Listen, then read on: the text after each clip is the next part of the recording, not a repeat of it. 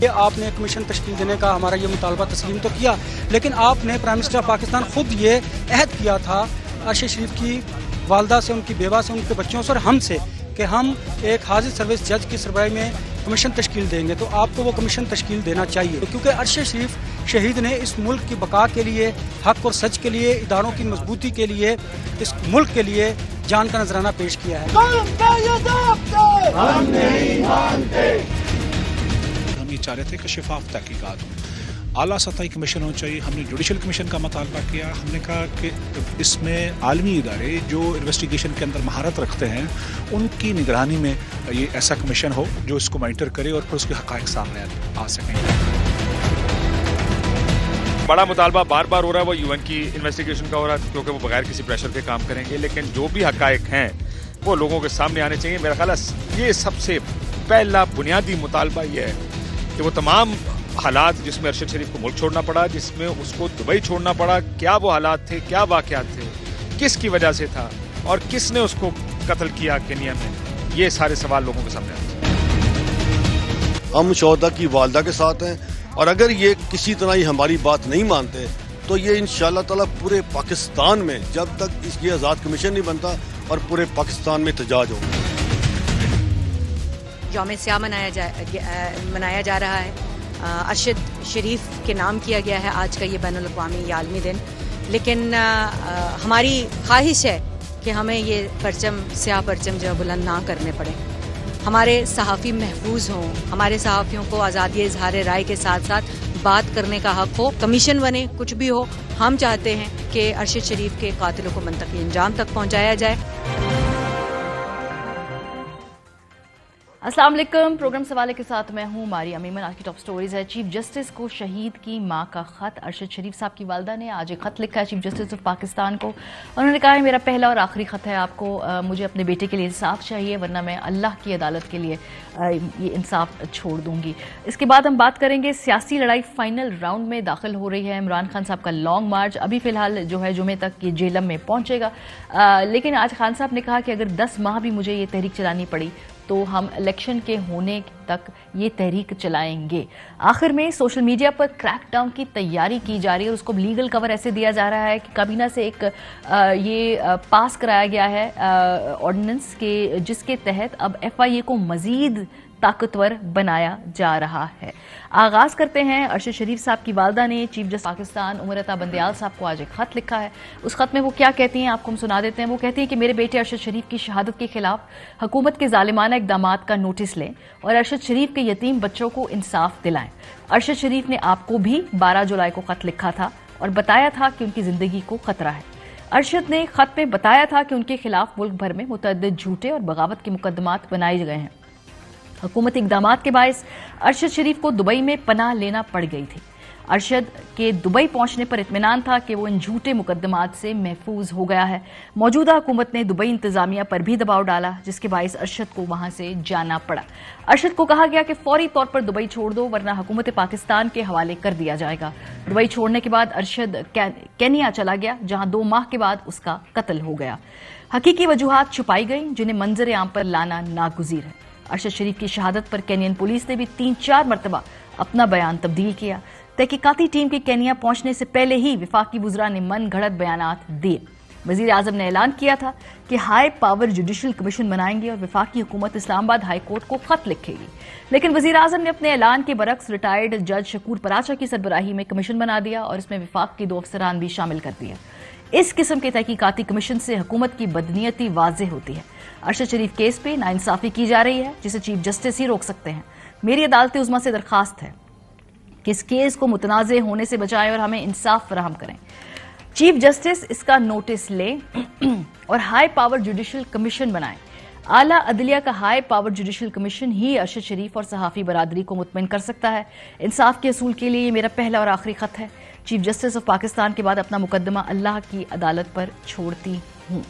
اس حوالے سے ہم آپ کو بتاتے چلیں کہ نہ پاکستانی میڈیا کے اندر تو ارشد کے حوالے سے بات ہو رہی ہے لیکن جتنا تذبذب اور جتنا زیادہ ہم इस वक्त परेशानी केनियन मीडिया के अंदर देख रहे हैं, उस हिसाब से पाकिस्तानी हुकूमत और उसके मीडिया में वो तशवीश हमें नजर नहीं आ रही। कीनिया के मीडिया के अंदर किस किस्म की बातचीत हो रही है और उनको कितनी फिक्र खाई जा रही है अपने मुल्क के इमेज की कि ये हम ऐसा मुल्क नहीं बनने देना चाहते केनिया को जहां पे बैरूने मुल्क से आने वाले सहाफियों को मार दिया जाए। ये मेजर कंसर्न है केनियन मीडिया का, जरा सुनिए। कीनिया ऐसा मुल्क नहीं हो सकता जो इसलिए मशहूर हो कि यहाँ सहाफ़ी मरने के लिए या कत्ल होने के लिए आते हैं, मगर बड़े ही अजीब हालात और वाक़यात सामने आए हैं।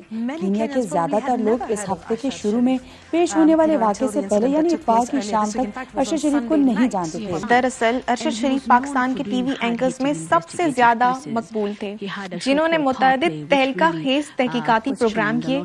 इनके शो का नाम पावर प्ले था, जिसमें हुकूमती अहकामात और सियासतदानों के हवाले से सवाल उठाए जाते थे। वो पाकिस्तान में इंतहाई मकबूल थे। कई अवार्ड्स उनके नाम रहे, Asian investigative award, world correspondent award, pride of performance award जीत चुके थे। उनका शो पावर प्ले के नाम से ARY पर चलता था, जिसे नाजरीन में बेपनाह मकबूलियत हासिल हुई। अरशद शरीफ को इस साल अगस्त में पाकिस्तान छोड़कर जाना पड़ा। उन्हें गिरफ्तारी का खदशा था क्योंकि उन्हें बगावत के मुतअद्दिद मुकदमात में नामजद किया गया। इन पर बगावत और दीगर इल्जामात आयद किए गए। जब मैं ARY सुनती हूँ, जब मैं पाकिस्तान से खबरें सुनती हूँ और जो वहाँ के लोग बातें कर रहे हैं, तो इनमें कोई भी अरशद शरीफ की मौत का जिम्मेदार कीनिया को ठहराने का दावेदार नहीं है। हुकूमत का इस पे क्या रद्द अमल है? राना सनाउल्लाह साहब तो ऐसे लग रहा है जैसे कोई रोजाना एक नया बयान दाग देते हैं। अब वो कहते हैं जी कि अगर कोई सहाफ़ी या तंजीम इस कमीशन में शामिल होना चाहती है तो हमारी तरफ से ऑफर है, हमें बता दें। जब पहली मर्तबा कहा जा रहा है, एक दरख्वास्त की जा रही है कि भाई एक प्रॉपर हाई पावर्ड कमीशन बनाया जाए, तो वो पहली ही अटेम्प्ट में क्यों नहीं बनाया जाता? ये बाद में क्या उसके अंदर अमेंडमेंट्स का जिक्र कर रहे हैं? राना साहब जरा सुनिए। अगर उस कमीशन में कोई सहाफ़ी भाई, कोई सहाफ़ी तंजीम अपनी कंट्रीब्यूशन के लिए शामिल होना चाहे तो गवर्नमेंट की तरफ से और प्राइम मिनिस्टर की तरफ से ये बिल्कुल ऑफर है कि वो आए। अगर उनकी वालदा ये समझती हैं कि कमीशन की बजाय कोई और तरीकाकार अपनाया जाना चाहिए तो वो हमारी रहनुमाई फरमाएं। हम ये चाहते हैं कि इस मामले की जो है वो तह तक पहुंचा जाए। हमारे साथ अफजल भट्ट साहब सदर PFUJ मौजूद है, अबूजर सलमान नियाजी साहब माहिर कानून मौजूद है। भट्ट साहब, ये वैसे हुकूमत की इंटेंट आपको कैसी लग रही है? पहले एक कमीशन बनाया, उसके जो सरबराह थे वो मुतनाज़े थे, अब कह रहे हैं सहाफ़ियों को अगर आना है तो आ जाएं, अपने नुमाइंदे दे दें। वालदा साहिबा वो कमीशन को रिजेक्ट कर चुकी हैं। ये आपको सीरियसनेस नजर आ रही है इस पूरे केस के अंदर के? कोई देखिए मारिया, जब ये समरी सर्कुलेट हो रही थी, सोशल मीडिया पर आई, एक बात तो वाज़ेह है कि अभी इस कमीशन का नोटिफिकेशन नहीं हुआ। अच्छा, ठीक है, जो हमें गवर्नमेंट ने बताया है। जो ही ये समरी सर्कुलेट हुई, मैंने Pakistan federal union of journalist की जानिब से गवर्नमेंट को 3 चीजें भेजी। पहले ये समरी, फिर वजीर आजम शहबाज शरीफ साहब का वो स्टेटमेंट जो उस दिन उन्होंने दिया था जिस दिन अरशद शरीफ शहीद हुए थे और प्राइम मिनिस्टर साहब सऊदी अरब में थे, वहां से उन्होंने वीडियो बयान रिकॉर्ड करके भेजा था। मुख्तसर था, अच्छा बयान था। उन्होंने कहा जी हम अरशद शरीफ के कातलों तक पहुंचेंगे, जिसके लिए आला सतह हाई पावर अदालती कमीशन बनाया जाएगा। और साथ ही उन्होंने अगली बात भी की थी कि इस्लामाबाद हाई कोर्ट के जज की सरबराही में बनाया जाएगा। मैंने लिखा गवर्नमेंट को अपने रिजर्वेशन जो थी हमारी उस समरी पे, क्योंकि मैं बार बार कह रहा हूं कि अभी हमने नोटिफिकेशन नहीं देखा। नोटिफिकेशन आएगा तो हमारा रद्द-ए-अमल और होगा। ठीक है, तो हमने गवर्नमेंट को लिखा कि प्राइम मिनिस्टर साहब ने अगर हमारा मुतालबा नहीं माना, हम तो ये कहते थे कि इंटरनेशनल फैक्ट फाइंडिंग कमीशन भेजा जाना चाहिए वहां पे। आपने वो अगर तस्लीम नहीं किया तो कम से कम जो प्राइम मिनिस्टर साहब ने खुद ऐलान किया था जुडिशियल कमीशन बनाने का, तो कम से कम उस पर अमल दरामद करें। अगर आप इस तरह अमल दरामद नहीं करते तो ऐसी गलतफहमियां पैदा होंगी जिन पर काबू पाना इम्पॉसिबल होगा।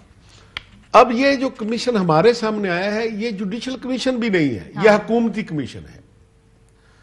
ठीक है, इसलिए अब भी हमारा ये मुतालबा है اور گورنمنٹ نے اگر ابھی تک اس کی سرکولیشن کے ذریعے منظوری نہیں لی، اس کا نوٹیفیکیشن نہیں کیا، تو یہ پاکستان کے مفاد میں ہے، یہ حکومت کے مفاد میں ہے۔ پی ایف جے مطالبہ کر چکی ہے، پاک فوج مطالبہ کر چکی ہے، حکومت خود یہ کہہ چکی ہے کہ ارشد شریف کے اس سانحہ کے ہم نے اینڈ تک پہنچنا ہے۔ تو میرا اپنا خیال یہ ہے کہ حکومت کو چاہیے کہ خاص طور پر ارشد شریف کی والدہ پہلے دن سے ایک بات کر رہی ہے، گورنمنٹ ان سے بات کر لے، بجائے اس کے کہ ہم کہیں کہ سپریم کورٹ ہی ان کی بات سنیں۔ اور اس کمیشن میں ڈیفینیٹلی صرف سرکاری اہلکار شامل نہیں ہونے چاہیے، ہم نے پہلے دن بھی کہا تھا اس میں بار کا نمائندہ رکھے، اس میں human rights commission of Pakistan کا نمائندہ رکھے، اس میں پی ایف جے کا نمائندہ رکھے۔ دیکھیں اب ایشو کیا ہے، ہمارا ایک ساتھی کینیا میں مارا گیا ہے، جس میں پاک فوج کو بھی ہمارے ساتھ کھڑا ہونا چاہیے، حکومت کو بھی ہمارے ساتھ، یعنی ہم کو کٹھے ہو کر کینیا سے پوچھنا ہے جا کے، اسٹیٹ رسپانس ہونا چاہیے نا، ریاست کا رسپانس ہونا چاہیے۔ کینیا سے پوچھنا ہے کہ بھائی ہمیں یہ بتائیں کہ ہمارا بندہ آپ کے ملک میں کیسے مارا گیا، آپ کی پولیس نے پہلی سٹیٹمنٹ کیا دی، دوسری کیا دی، تیسری کیا دی۔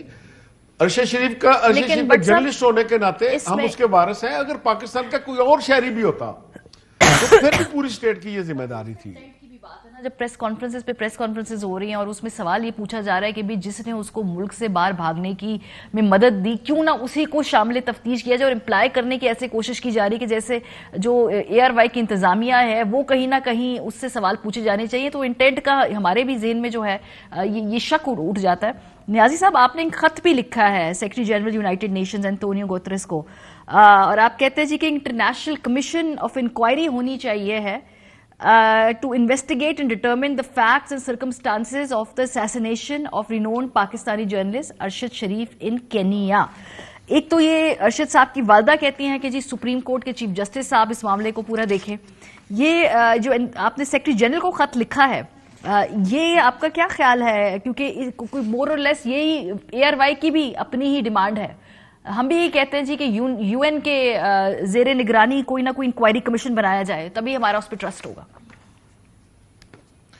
دیکھیں ماریہ، جب میں نے دیکھا جو خبر آئی کہ حکومت نے جو کمیشن اپوائنٹ کی ہے، جب میں نے اس کی کانسٹیٹیوشن دیکھی تو مجھے بالکل یہی لگا کہ اس کمیشن کے اوپر ٹرسٹ نہیں کیا جا سکتا۔ دیکھیں، آپ نے ایک ریٹائرڈ ہائی کورٹ کا جج لاہور ہائی کورٹ کا اپوائنٹ کر دی ہے، جو پوری زندگی بینکنگ اور سول اور ٹیکس کے کیسز سنتا رہا ہے، اور اس کے ساتھ 2 حکومتی آپ نے عہدیدار یا امپلائیز میں کہوں گا ان کو کمیشن کے اندر آپ نے ڈال دیا ہے، تو کیا آپ ایسے کمیشن پہ ایکسپیکٹ کر سکتے ہیں کہ وہ امپارشل فیئر مینر میں پروسیڈ کرے گا یا آپریٹ کرے گا یا انڈیپینڈنٹ مینر میں؟ دیکھیں، ارشد شریف پاکستان سے جو گیا اس کو پروسیکیوٹ حکومت کر رہی تھی، 16 ایف آئی آر یہاں کی پولیس نے رجسٹر کی ہیں اس کے خلاف بغاوت کی، تو کیا اسی حکومت کے نمائندوں سے آپ ایکسپیکٹ کر سکتے ہیں کہ وہ انڈیپینڈنٹ یا امپارشل قسم کی انویسٹیگیشن کریں گے؟ بالکل نہیں۔ دیکھیں، ہائی کورٹ کے یہاں پہ سٹنگ ہائی کورٹ کا جج بھی نہیں، یا تو آپ سپریم کورٹ کے سٹنگ جج کو اپوائنٹ کر دیتے کمیشن میں، یا سٹنگ ہائی کورٹ کے جج اسلام آباد کے کر دیتے، تو آپ کو پھر ٹرسٹ ہوتا جی انڈیپینڈنٹلی انکوائری ہوگی۔ تو اس کمیشن سے ایکسپیکٹیشن کوئی نہیں تھی کہ انڈیپینڈنٹ انکوائری ہوگی، تو آئی واز کنسٹرینڈ۔ میں نے پھر لیٹر لکھا ہے یو این کے سیکرٹری جنرل کو کہ آپ یہ اپوائنٹ کریں انٹرنیشنل کمیشن ٹو انویسٹیگیٹ کریں۔ دیکھیے، میں نے کوئی نئی بات نہیں کی، this has happened in the past. پہلی بات ہے، اگر حکومت سیریس ہوتی تو وہ خود ہی لکھ دیتی یو این کو، جس طرح بینظیر بھٹو کے کیس میں حکومت وقت نے لکھا تھا لیٹر، انہوں نے کہا تھا کہ اس کو انویسٹیگیٹ کریں یو این کی ٹیم کو۔ اس کے ساتھ ساتھ یو این کے پاس خود بھی پاور ہے، وہ خود بھی کر سکتی، جس طرح آپ کو یاد ہوگا جمال خشوگی کا مرڈر ہوا تھا ٹرکی میں، وہ جو سعودی عربیہ کے وہ تھے جرنلسٹ تھے، تو اس پہ ایک اسپیشل ریپرٹوئر ہے of the U N on extra judicial and arbitrary executions, وہ سو موٹو لے کے انہوں نے اس کے اوپر انویسٹیگیشن کی تھی اور رپورٹ دی تھی اور بتایا تھا کون ریسپانسبل ہے۔ اس طرح ہیومن رائٹس کونسل بھی ہے، وہاں پہ بھی کمپلینٹ ہو سکتی ہے۔ تو اس وجہ سے کافی چیزیں ہیں جس میں دیکھیں حکومت کا تو سیریس نظر نہیں آ رہی کہ وہ اس کو چاہتی ہے انویسٹیگیٹ کرنا، تو اس وجہ سے حکومت ہمیں صرف یہ بتا دے وہ 16 ایف آئی آرز کیوں ہوئی، بس ہمیں ایک سوال کا جواب دے دے، اس کے بعد ہم دیکھتے ہیں اس سے آگے کیا انویسٹیگیشن انہوں نے کرنی ہے۔ رانا ثناء اللہ صاحب کی واچ پہ یہ ہوئی، this is common sense, common sense ہے۔ دیکھیں، مجھے بتائیں ایسے بندے سے میں انصاف مانگوں جو خود مجھے پروسیکیوٹ کر رہا ہے. یہاں جج اور پروسیکیوشن کا فنکشن جو ہوتا ہے وہ سیپریٹ ہوتا ہے پوری دنیا میں. یہاں پہ میں انصاف اس شخص سے مانگوں جس کے نیچے میرے پروسیکیوٹرز کام کر رہے ہیں, تو کیا ایکسپیکٹ کر سکتے ہیں کہ کوئی فیئر انکوائری ہوگی؟ نہیں, بالکل نہیں ہوگی. انٹرنیشنل ایکسپرٹس آئیں اس کے اندر, فورینزکس کے ہوں, بیلسٹکس کے ہوں, لا کے ہوں, جورسٹ ہوں, جو بھی ہوں, ایٹ لیسٹ آپ کی کریڈیبلٹی ہوگی اس انویسٹیگیشن کی. جو کینیا بھی جائیں اور اس کے بعد دیکھیں حکومت کو لیٹر لکھنا چاہیے, میں ابھی بھی کہہ رہا ہوں صدر پاکستان کو لکھنا چاہیے, دا پرائم منسٹر کو لکھنا چاہیے, UN کو, کہ کینیا جا کے انویسٹیگیٹ کریں. ان سے وہ کدھر انہوں نے کوآپریٹ کرنا ہے ہماری ٹیمز کے ساتھ وہاں کینین گورنمنٹ نے یا کینین پولیس نے, انہوں نے اپنا جرم چھپانا ہے اگر انہوں نے کچھ کیا ہے. اس وجہ سے UN کی ٹیم جائے گی یا کوئی انٹرنیشنل باڈی جائے گی تو وہی ان سے کمپیل کروا سکتے ہیں اور زبردستی یا by force through legal means not physical وہ ان سے کراس ایگزامن بھی کر سکتے ہیں, ان سے ان کا بیان بھی لے سکتے ہیں. آخری سوال بٹ صاحب آپ سے, میں اس سیگمنٹ کو سمیٹوں گی. کیا آپ کو لگتا ہے کہ ارشد شریف صاحب کو انصاف ملے گا, یا پھر ان کی جو والدہ نے اپنے خط میں لکھا پھر وہ اوپر والے کے اوپر ہی چھوڑتی ہیں؟ اللہ میاں مجھے تو اللہ تعالیٰ کے گھر سے پوری طرح یقین بھی ہے اور ہم پوری طرح ڈیٹرمن بھی ہیں کہ ارشد شریف کا خون انشاءاللہ تعالیٰ رائے گاہ نہیں جائے گا. یہ آج نہیں تو کل اس کمیشن بنانا پڑے گا, اور وہ کمیشن جو سب لوگوں کو جس پہ کانفیڈنس ہو. یہ مسئلہ یہ ہے کہ ہمارا کوئی اس معاملے میں دیکھیں, ہم نے آج تک ارشد شریف کے حوالے سے کوئی اسپیکولیشن نہیں کی پی ایف. ہم ڈے ون سے یہ کہہ رہے ہیں کہ تحقیقات کر کے قاتل کو منظر عام پہ ٹھیک بات ہے, بالکل صحیح بات. ٹھیک ہے, تو میرا اپنا خیال یہ ہے کہ گورنمنٹ کو فوری طور پر ہائی پاور جوڈیشل کمیشن بنا دینا چاہیے. اس کے علاوہ کوئی اور چارہ نہیں ہے. اور جیسے حکومت جو ہے بڑے آرام سے جج, جوری اور ایگزیکیوشن بن کر جو ہے ہمیں بتا رہی ہے کہ بھائی کس طریقے سے جو ان کے خیالات ہیں, جو ان کا جھکاؤ ہے, ان کے جو الزامات ہیں وہ ایئر مینجمنٹ کی طرف ہے. ہم کوئی ایسا ارسپانسبل کام نہیں کر رہے. ہم کہہ رہے ہیں کہ سمپل ہمیں تحقیقات کر کے بتا دیا جائے. ہم جج, جوری اور ایگزیکیوشنر نہیں بنیں گے اور کسی کی طرف فنگرز پوائنٹ نہیں کریں گے جب تک کہ کوئی ہائی لیول جوڈیشل کمیشن کی رپورٹ ہمارے سامنے نہیں ہوگی, in like the PMLN government جس سے پہلے دن سے الزامات لگانے شروع کر دیے. بریک پہ جائیں گے, جب واپس آئیں گے تو لانگ مارچ اپنا 6واں روز مکمل کر چکا ہے. اب آگے کیا اس وقت کی ٹائم لائن نظر آ رہی ہے تحریک انصاف کے لانگ مارچ کی؟ بریک ویسٹ بات ہوگی, ہمارے ساتھ رہیے. Welcome back. پاکستان تحریک انصاف کا جو لانگ مارچ ہے وہ 6 روز میں, بلکہ اس کا 6واں روز آج ختم ہوا ہے. ابھی جو مزید آگے ہمیں اسکیجول بتایا جا رہا ہے وہ یہ ہے کہ جمعے یا ہفتے تک جہلم جائیں گے عمران خان صاحب. پہلے کا جو ٹائم لائن تھی وہ یہ تھی کہ اس جمعے کو یا ہفتے کو اسلام آباد پہنچنا ہے, لیکن اب وہ تھوڑا سا اسکیجول چینج ہو گیا ہے. آج عمران خان صاحب نے, چونکہ وہ مختلف جگہوں پہ رک کے خطاب کرتے ہیں, ایک بڑی دلچسپ بات کی. انہوں نے کہا کہ اسلام آباد جا کر یہ تحریک ختم نہیں ہوگی, 10 مہینے بھی چلانی پڑی تو یہ چلے گی جب تک انتخاب نہیں ہو سکتا ہے. کیا کہا خان صاحب نے, سنیے.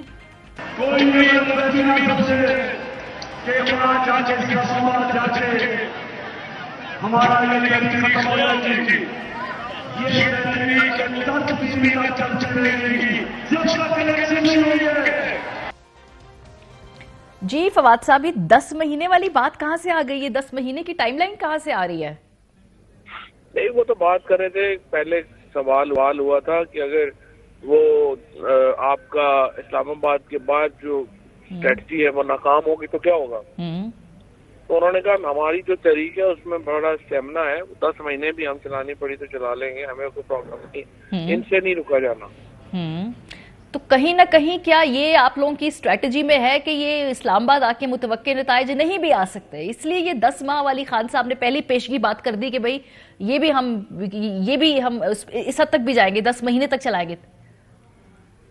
دیکھیے بات یہ ہے کہ یہ جو ملک ہے نا, یہ متحمل نہیں ہو سکتا اتنی لمبی پولیٹیکل انسٹیبلٹی کا, جو ہم نے پہلے بھی بات کہی ہے. اور یہ تو آج آپ اندازہ لگائیں نا, جو تیل کی قیمت آج ہم 235-40 روپے ڈیزل کے دے رہے ہیں, اگر ہم 180 پہ ڈالر ہوتا اور 50 روپے ہمیں سبسڈی نہ دینی پڑتی, یہ تقریباً آپ کا سمجھے کہ 170-80 کا ہوتا. اس طرح سے یہ ساری جو بجلی کی قیمتیں ہیں, ہر چیز یہ تباہی اتار گئی ہے because of this continuous political instability. اور اس حکومت کے پاؤں نہیں ہے کہ کھڑے ہو سکے. یہ میں نے پہلے بھی بات کہی تھی کہ یہ الیکشن کا فیصلہ جو ہے یہ ہم سے زیادہ اکانومی نے کرنا ہے، اور اکانومی کے جو حالات ہیں پھر آپ دیکھیے کہ ان کا چین کا دورہ مکمل ناکام ہو گیا، پہلے یہ سعودی عرب پہ تکیے لگا کے بیٹھے ہوئے تھے وہ مکمل ناکام ہو گیا. تو یہ تو ایک بالکل بچگانہ بات ہے. فواد صاحب وہ تو کہہ رہے ہیں کہ چین اور سعودیہ تو نئی سرمایہ کاری کرنے لگے. آپ جب کوئی سرمایہ کاری ہوتی ہے اسلام آباد آ جاتے ہیں، آپ یہ اس طرح کی وہاں پہ کون سی سرمایہ کاری ہے؟ دیکھیے مایا آپ ان لوگوں میں ہیں جنہوں نے بڑے طویل عرصے سے یہ سرمایہ کاری دیکھی. پہلے سرمایہ کاری انہوں نے کروا دی تھی جو بھاولپور میں سولر کا انہوں نے لگوا دیا، وہ پاکستان کا مہنگا ترین جو ہے وہ پروجیکٹ ہے. اس کے بعد انہوں نے آئی پی پیز میں سرمایہ کاری کروا دی جس کا بیڑا غرق ہو گیا. پاکستان کو سرمایہ کاری تو ہوتی ہے 8-10 سالوں میں پتہ چلے گا کیا ہوا کیا نہیں ہوا. پرابلم تو یہ ہے کہ ابھی تو فوری طور پہ آپ کو $5 بلین کی شارٹ فال ہے. شارٹ فال آپ نے $5 بلین کے پورے کرنے ہیں، وہ آپ کیسے کریں، کہاں سے کریں گے؟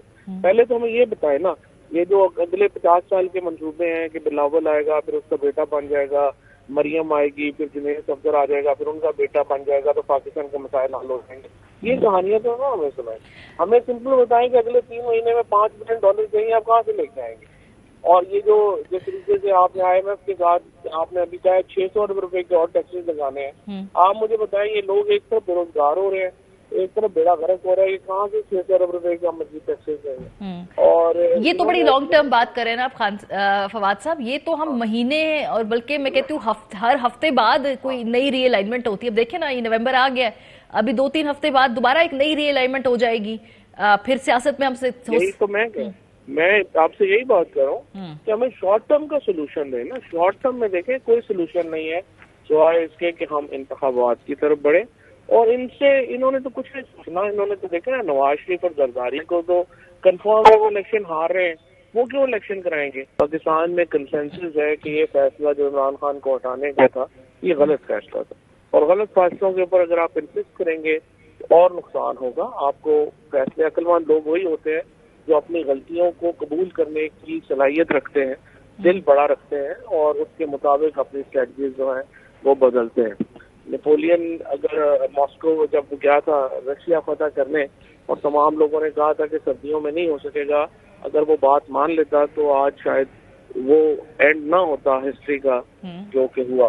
اس لیے اپنی غلطیوں کو مان کر ان میں اصلاح لانے کی کوشش کرنے والے لوگ عقل مند ہوتے ہیں اور کامیاب ہوتے ہیں، ان کو انسسٹ کرنے والے لوگ کامیاب نہیں ہوتے. خان صاحب سے ایک سوال پوچھا گیا کنٹینر کے اوپر، اس کے جواب میں انہوں نے کہا کہ اگر مارشل لاء لگانا ہے تو لگا لے. یہ میں آپ کو سنوانا چاہتی ہوں بیان، پھر فواد صاحب سے پوچھتی ہوں کہ بھئی کوئی کہیں نہ کہیں کوئی ایسی میسیجنگ بھی تھی سبلیمنل کہ یہ خان صاحب کو بیان دینا پڑا. کیا کہا ذرا دیکھیے. مارشل لاء کی باتیں ہو رہی ہیں کہ مارشل لاء لگ جائے گا، لگانا تو لگاتے ہیں، مجھے کیا ڈرا رہے ہیں؟ جو حرکتیں ہو رہی ہیں وہ مارشل لاء میں آپ مشرف کے مارشل لاء میں یہ نہیں ہو رہا تھا جو اب ہو رہا ہے. جی فواد صاحب، یہ جو سوال بھی پوچھا obviously عمران خان صاحب جو اینکر ہے انہوں نے اس پہ بیسس پہ پوچھا ہوگا جو خبریں گردش کرتی ہیں، یہ کہ مارشل لاء کا ذکر آ کیسے گیا یہاں پہ ایک دم؟ وہ ایسے ہوا تھا کہ احمد ملک نے ایک بیان دیا تھا. احمد نے کہا تھا کہ اگر یہی کچھ ہوا تو اس کو آپ مارشل لاء کی طرح ملک کو لے جا رہے ہیں. تو خان صاحب سے کہا کہ وہ آپ کو کہہ رہے ہیں کہ ملک میں مارشل لاء لگا دیں، تو انہوں نے کہا لگ جائے آلریڈی. اب بھی کس کے فنڈامنٹل رائٹس ہیں؟ یہاں تو ارشد شریف جیسے آدمی کو اسیسن بھیج کے قتل کروا دیا گیا، شہید کرا دیا گیا. یہاں کے جرنلسٹ جو ہیں وہ پاکستان چھوڑ کے بھاگ رہے ہیں. لیکن کوئی خدشہ تو نہیں ہے نا؟ یہ تو خیر ویسے ہی ایک مارکیٹ میں فیلر چھوڑا جاتا ہے نا پہلے دیکھنے کے لیے کہ بھئی کیا اس کا رسپانس ہے. کوئی ریئل تھریٹ تو نہیں ہے نا؟ نہیں، مجھے آپ بتائیے کہ ابھی مارشل لاء لگ جائے تو پاکستان کی صورتحال میں کیا فرق آئے گا؟ یہ تو ایسے باتیں ہی ہیں. اچھا، آپ نے پہلے بھی کہا کہ جی بات چیت ہوتی رہتی ہے، کیا ابھی بھی کوئی بات چیت ہو رہی ہے؟ کیونکہ پی ایم ایل این والے کہتے ہیں کہ آپ ووٹرز کو اور فالوورز کو تھوڑا سا صرف آکوپائڈ رکھنے کے لیے ایسی بات کر رہے ہیں کہ جی بات چیت ہو رہی ہے، کوئی مذاکرات آپ کے نہیں ہو رہے، نہ کوئی آپ سے بات کر رہا ہے اس وقت. دیکھیں بات یہ ہے کہ فالوورز سے ایشو نہیں ہے، ایسی ہے کہ بات چیت ہماری جاری رہتی ہے. میں نے یہ کبھی کہا ہے کہ ہمیشہ جو اسٹیبلشمنٹ بھی ہے، پولیٹیکل پارٹیز بھی ہیں، وہ اپنے راستے پر بند نہیں کرتی بات چیت کے. تو بات چیت تو کنٹینیو رہے گی، بات چیت ہوتی رہتی ہے، لیکن کوئی فارمل بات چیت نہیں ہوگی. باقی لوگوں کے دوستیاں ہیں، واقفیتیں ہیں، وہاں پہ بات چیت بھی ہوتی ہے, لوگ وریڈ بھی ہیں, وہ بھی بات چیت ہوتی رہتی ہے. تو وہ انفارمل ٹائپ بات چیت ہوتی ہے, لیکن فارمل بات ہونی, فارمل ہونی ہے تو پریزیڈنٹ صاحب کے ساتھ ہونی. ان کے آفس کو مینڈیٹ دیا ہوا ہم نے, جو بھی بات ہوگی وہ پریزیڈنٹ عارف الوی صاحب سے. لیکن ابھی وہ آپ سے بات کر نہیں رہے نا, ایسا ہی ہے؟ پریزیڈنٹ صاحب بہتر بتا سکتے ہیں. چلے آپ کنٹینر پہ خان صاحب کے ساتھ ہر وقت ہوتے ہیں نا, ہم نے کہا ذرا شاید آپ کو پتا ہو کہ کیا کمیونیکیشن ہو رہی ہے. ابھی لگ ایسا رہا ہے کہ جیسے وہ آپ سے بات نہیں کر رہے, آپ تو کرنا چاہتے ہیں. دیکھیے بات چیت تو پھر دونوں طرف سے ہی ہوتی ہے, یہ تو نہیں ہوتا کہ ایک پارٹی نہ کرنا چاہے تو دوسری کر لے. نواز شریف صاحب تو بہت کلیئر ہے, وہ کہتے ہیں کہ کوئی فیس سیونگ آپ کو دینی نہیں ہے اور نہ مذاکرات. نواز سے بڑے کلیئر ہیں کہ میں الیکشن نہیں جیت سکتا. دیکھیں نا, دونوں اس وقت مریم نواز وہاں پہ بیٹھی ہوئی ہیں, وہ پاکستان سے بھاگ گئی ہیں جو جب سے انہیں پاسپورٹ ملا ہے. وہاں پہ اپنی پراپرٹی بیچ کے کہیں اور وہ بزنس ڈیلوں میں لگے ہوئے ہیں کہ جی ہم یہاں روز پاکستانی آ جاتے ہیں اور بڑا ہمارا مزاج خراب ہوتا ہے. تو وہ آگے کہیں پراپرٹیز لینے کے چکروں میں آئی ہے فیلڈ ڈپارٹمنٹ کو بیچ کے, اور جب ان کو اب ماشاء اللہ جو ہے وہ کلین چٹ بھی مل گئی ہے تو وہ اپنے ان کاموں میں لگے ہوئے ہیں. نواز شریف جو ہے وہ ایک دھیان مہینے میں کرتے ہیں. باقی مجھے بتائیے نا ان لوگوں کی کیا حیثیت ہے, یہ تو باہر بیٹھ کے برگر بھی نہیں کھا سکتے ان کے لوگ جو یہاں پہ ہیں. یہ تو اس وقت بالکل آپ دنیا والا جی ٹی روڈ کے اوپر آپ آ کے دیکھیے ہمارے ساتھ مارچ میں بالکل روندی گئی ہے پی ایم ایل این اپنے اسٹرانگ ہولڈ میں. They are no more politically alive. آج سپریم کورٹ کے اندر میں ریمارکس دیکھ رہی تھی, آپ کی نظر سے بھی گزرے ہوں گے. چیف جسٹس صاحب نے کہا جی کہ 10,000 بندے لا کر 2 لاکھ کا شہر جو بند نہیں کیا جا سکتا, لوگوں کو وہ ڈسکمفرٹ میں مبتلا نہیں کیا جا سکتا. پھر 25 مئی والا کام بھی وہ کہہ رہے ہونا نہیں چاہیے ہے. اس پہ توہین عدالت کیس جو چل رہا تھا اس میں انہوں نے کہا کہ نوٹس بھی بھیجنا چاہیے خان صاحب کو کہ پچھلی مرتبہ ایشورنسز دے کر آپ لوگ چلے گئے تھے ریڈ زون کے اندر, آپ کو واپس دھکیلنا پڑا. سو کوئی عدالت بھی پچھلے کنڈکٹ سے آپ کے آج اگر ریمارکس کو دیکھیں اتنی امپریس نظر نہیں آئی, تھوڑے ناراض دکھائی دیے وہ. اب لوگ فرینکلی یہ جو بند کمروں میں بیٹھ کے فیصلے ہوتے ہیں نا جی, ان کا کوئی لوگوں کو اس وقت ان کو ادراک نہیں ہے لوگ کیا سوچ رہے ہیں. They are not realizing people of Pakistan are fed up with this system. اور جب تک یہ سسٹم چینج نہیں ہوگا اور آپ بند کمروں میں بیٹھ کے فیصلے کریں گے, اگر سپریم کورٹ نے اسپیکر کی رولنگ جو ہے اس میں دخل اندازی نہ کی ہوتی آج پاکستان ایک پولیٹیکلی اسٹیبل ملک ہوتا.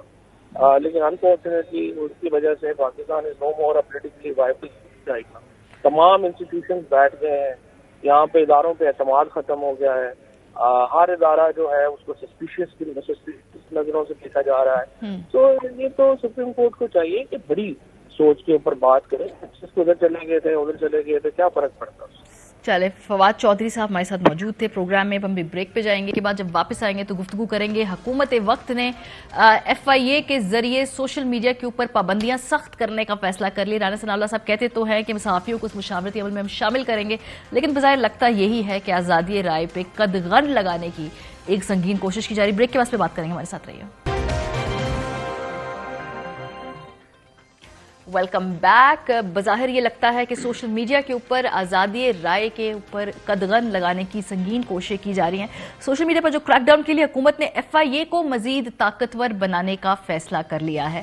اب یہ ہونے کیا جا رہا ہے آپ کو کوئکلی ہم بتانا چاہتے ہیں. ایف آئی اے ایکٹ میں دفعہ 505 شامل کرنے کا فیصلہ کیا گیا ہے, اور اس ترمیم سے متعلق جو حکومتی سمری ہے اس کے اہم نکات آپ کے ساتھ شیئر کرتے ہیں.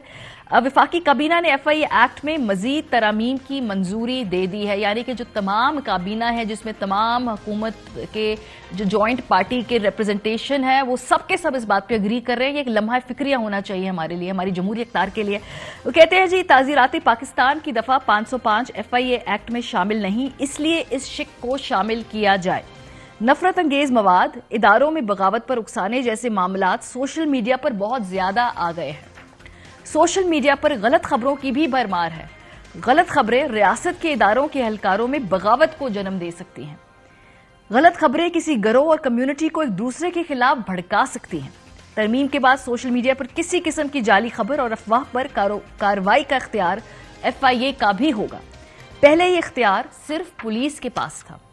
ایف آئی اے ایکٹ میں ترمیم کی حتمی منظوری پارلیمنٹ سے لی جائے گی, اور پارلیمنٹ سے منظوری کے بعد یہ بڑا اہم پوائنٹ ہے, اس قانون کے تحت 7 سال تک قید کی سزا ہو سکے گی. رانا ثناء اللہ صاحب سے ظاہر سی بات ہے جب یہ سوال پوچھا گیا تو بڑے بیک فٹ پہ چلے گئے. انہوں نے کہا کہ اس کو ہم ریویو کر سکتے ہیں, اس میں ہم صحافتی جو مختلف باڈیز ہیں ان کا فیڈ بیک بھی لے سکتے ہیں. رانا صاحب نے اس حوالے سے کیا کہا, ذرا سنی. اس میں اس بات کا اندیشہ ہے کہ اسی جو ہے وہ گائش میں جو ہے وہ کہیں جو اظہار رائے کی آزادی ہے اس کو جو ہے وہ ڈیمیج نہ پہنچے, وہ اس کو انجری نہ ہو. تو اس مقصد کے لیے جو ہے وہ ہم دیکھ رہے ہیں اظہار رائے کی آزادی کو برقرار رکھتے ہوئے, اس کو سیف گارڈ کرتے ہوئے اگر کوئی ایسی امینڈمنٹ جو ہے اس میں میڈیا کے لوگ بھی اور میڈیا اور صحافتی تنظیمیں بھی اگر ہماری رہنمائی کریں اور اس سے جو ہے وہ عام آدمی کی میزری جو ہے اس کا کوئی حل ہو سکے تو وہ انشاءاللہ ہم ضرور کرنا چاہتے ہیں اور وہ کریں گے. اب یہ ساری باتیں تو پہلے ڈسکس ہونی چاہیے تھی نا, آپ نے وفاقی کابینہ سے اس کی منظوری دے دی, اب آپ کو خیال آ رہا ہے کہ کہیں آزادی رائے پہ قدغن نہ ہو. اور دوسری بات یہ ہے کہ بھئی اس وقت چونکہ ہم ایسے ملک پہ رہتے ہیں جہاں پہ ریگولیشن, کنٹرول, سینسرشپ, یہ سارے الفاظ بڑے انٹرچینجبلی استعمال ہوتے ہیں. تو اگر ہمیں ذرا سا بھی کہیں کہا جائے کہ جی ریگولیٹ کرنے لگے ہیں, جو صحافی برادری ہے اور عام لوگ اس کو اس طرح سے لیتے ہیں کہ شاید ایک سینسرشپ کا مزید ٹول ایڈ ہونے لگا ہے. ہمارے ساتھ اسامہ خلجی صاحب موجود ہے, ڈائریکٹر بولو بھی, ڈیجیٹل رائٹ ایکٹیوسٹ ہے. دیکھیں فیک نیوز اور جو درست خبریں چلانا, کسی کے خلاف غلط کیمپین نہ چلے, یہ تو خیر سب کو, اس کو کوئی بھی جو ہے اس کے خلاف نہیں ہے. لیکن جب اس طرح سے ایف آئی اے کو مزید امپاور کیا جائے تو ہمیں یہ کیوں لگتا ہے کہ ہم سینسرشپ کی بات کر رہے ہیں؟ ہو سکتا ہے کہ سینسرشپ کی بات نہ بھی ہو رہی ہو, ہم کیوں ایسے پرسیو کرتے ہیں اسامہ ہر بار؟ دیکھیں سب سے پہلے تو مسئلہ یہ ہے کہ پچھلی حکومت نے یہ کوشش کی تھی کہ سیکشن 505 کو پیکا میں ڈالا جائے, پھر انہوں نے پیکا آرڈیننس لائے, پرائیویٹ ممبرز بل بھی ان کی پارٹی کی طرف سے آئے تھے اور ان سب کو جو ہے سول سوسائٹی, میڈیا, لائرز نے سب نے مل کے جو ہے اپوز کیا تھا. ابھی ہم دیکھ رہے ہیں کہ ایف آئی اے کو یہ اختیارات دیے جا رہے ہیں کہ اب پولیس کی جگہ ایف آئی اے کے پاس یہ پاور آئے. یہ کیوں؟ کیونکہ جب پولیس کے پاس اختیارات تھے تو کیبنٹ سے انہیں منظوری چاہیے تھی ایف آئی اے پولیس کو, اس سے پہلے کہ وہ کسی کو جا کے اٹھا سکے. خاص کر جب ہم دیکھتے ہیں کہ سینیٹرز اور ایم این ایز کو اٹھایا جا رہا, جس طرح ہم نے دیکھا اعظم سواتی صاحب کا کیس ہوا, انہوں نے ٹویٹ کی, کچھ گھنٹے بعد ہی ایف آئی اے صبح کے 3 بجے ان کے گھر پہنچ گئی اور ان کو اٹھایا, ان کو ٹارچر کیا ان کے مطابق. اور اس سے ہمیں یہی پتہ چلتا ہے کہ ایف آئی اے کے پاس یہ طاقت نہیں تھی, لیکن انہوں نے یہ اللیگلی کیا. تو ابھی ایف آئی اے کو زیادہ مزید طاقتور بنانے جا رہے ہیں. اس میں ایف آئی اے کا جو جیسے آپ نے کہا اس کے اسکیڈول میں جو ہے سیکشن 505 پی پی سی کا آ جائے گا, لیکن اس میں ان کو جو ہے کابینہ سے منظوری نہیں چاہیے ہوگی. ایف آئی اے ڈائریکٹلی ان پرچہ کر کے جا کے لوگوں کو اٹھا سکتا ہے. اور اس میں جو چیکس اینڈ بیلنسز ہیں پیکا میں آپ کو وارنٹ چاہیے ہوتا ہے کورٹ کے لیے, پولیس کے تھرو آپ کو جو ہے کابینہ کی منظوری چاہیے ہے. ایف آئی اے کو جب آپ یہ دے دیتے ہیں تو ان کے اسکیڈول کے مطابق وہ جو ہے جا کے اس طرح کے مواد کے اوپر وہ لوگوں کو اریسٹ کر سکتے ہیں. تو میرے خیال سے یہی وہ غم ہے کہ جو ہمارے آئینی حقوق ہیں, جو آرٹیکل 19 ہے, اس میں جو ہے پاکستان کے دفاع کا بے شک مینشن ہے کہ جو قدغنیں ہیں یا جو پرووائزو ہیں فریڈم آف سپیچ میں, اس میں وہ آتا ہے. لیکن اگر پھر ادارے جو ہیں اپنے آئینی حدود سے باہر جاتے ہیں, سیاست میں آتے ہیں, تو پھر سیاسی تنقید تو ان پر ہوگی. جیسے بہت سارے سوالات ہیں, مجھے جو سب سے اہم بات ہے جو مجھے جاننی کہ نفرت انگیز مواد, اداروں پر بغاوت میں اکسانا, یہ سارے جو معاملات ہیں, اس کے علاوہ کہ بھئی یہ طے کون کرے گا کہ کون سی جو کوئی بھی سوشل میڈیا پوسٹ وہ کس زمرے میں آتی ہے, یہ اس کا پیمانہ کیا ہوگا, یہ کون طے کر کے بتائے گا, یہ ایف آئی اے خود طے کرے گا یا یہ کیا ہوگا کہ کیا سچ ہے اور کیا سچ ہے, کیا جھوٹ ہے, کس سے کون کس حد تک انسٹیگیٹ ہو رہا ہے, یہ کیسے پتا چلتا ہے؟ اور ہمیں اکثر یہی پتا چلتا ہے کہ ریاست اور حکومت کی طرف سے جو سٹیٹمنٹس ہوتی ہیں آدھے سے زیادہ تو جھوٹ وہی ہوتی ہیں, تو سب سے زیادہ تو ان پہ ہی یہ لگنا چاہیے.